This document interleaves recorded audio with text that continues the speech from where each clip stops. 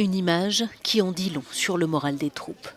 En France, 52 policiers se sont donné la mort depuis le début de l'année. Un chiffre choc, reflet d'une institution au bord du craquage.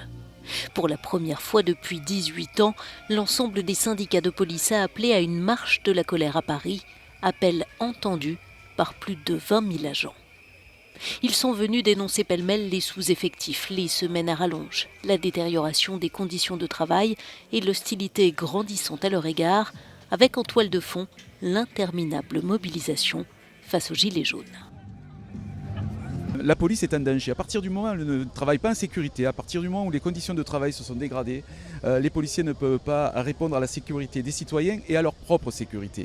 Aujourd'hui, les policiers français ne sont plus en capacité de travailler avec des moyens adaptés. Aujourd'hui, c'est très compliqué d'envoyer une patrouille. On a des manques d'effectifs, on a des problèmes de matériel, on a des policiers qui sont épuisés. Aujourd'hui, on tire la sonnette d'alarme et on dit à nos gouvernants, mais aussi à nos concitoyens, attention, la police va craquer. Elle a déjà commencé à craquer. Votre sécurité est en danger, sachez-le.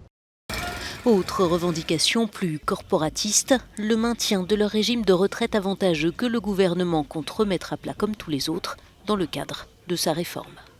Cet avertissement des policiers place le gouvernement français dans une position très délicate car il ne pourrait pas se permettre d'ignorer les revendications des forces de l'ordre lorsqu'il aura besoin d'eux pour faire face au mouvement de contestation sociale. En plus des gilets jaunes et des marches du climat, la réforme des retraites pourrait faire descendre les Français dans la rue dans les mois qui viennent. Anne-Lise Borges à Paris pour Euronews.